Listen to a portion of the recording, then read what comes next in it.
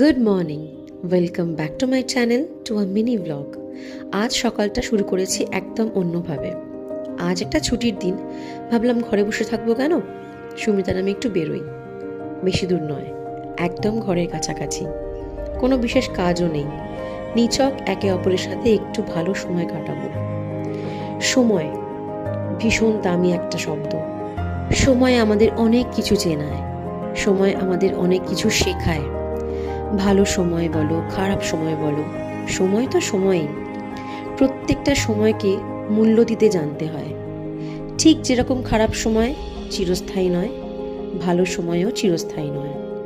তাই সময় তোমায় কি দিন দেখাচ্ছে, সময় তোমায় কোন রূপ দেখাচ্ছে জীবনের, সেটা বড় কথা নয়। তুমি আনন্দে থাকো, ভালো থাকো, সবাইকে নিয়ে সব সময় হাসিতে খুশিতে থাকো। আর ভালো থাকতে গেলে কি দরকার জানো? সবার সাথে ভালো সম্পর্ক। সম্পর্ক আর একটা দামি শব্দ। আমরা আমাদের জীবনে বিভিন্ন সম্পর্কে জড়িয়ে আছি। বাবা মা, স্বামী স্ত্রী, সন্তান,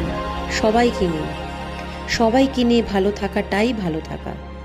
যদি সবাইকে নিয়ে ভালো থাকতে জানি আমরা, তাহলে সময়টা এমনি ভালো যায়। খারাপ সময়ের মধ্যেও আমরা ভালো থাকতে পারবো যদি সম্পর্কগুলো আমাদের আশেপাশে ভালো থাকে। আর তার জন্য আমাদের একটু এফর্ট দিতে হয়, একটু পরিশ্রম করতে হয়। তার কারণ যে জিনিসের পেছনে যত্ন থাকে না, যে জিনিসের পেছনে কোনো এফর্ট থাকে না, সেই জিনিস বেশি দিন ভালো থাকে না। সম্পর্ককে বাঁচিয়ে রাখার জন্য যেটা সব থেকে বেশি ইম্পর্টেন্ট, যেটা সব থেকে বেশি দামি, সেটা হলো প্রথম দামি শব্দটা সময়। সেই সময় যদি ঘুরে ফিরে আবার আমরা প্রত্যেককে দিই, তাহলে সম্পর্কগুলো খুব ভালো থাকে। সব সময় সব কিছুকে এড়িয়ে যাওয়া কোনো সমস্যার সমাধান হতে পারে না। আবার কিছু জিনিস এড়িয়ে যাওয়াটাই ভালো।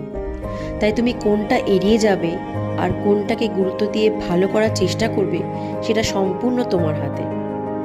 আজকে আমার মনে হলো এই ছোট্ট ছোট্ট কথাগুলো তোমাদের সাথে ভাগ করে নিই। তোমরা কি একমত?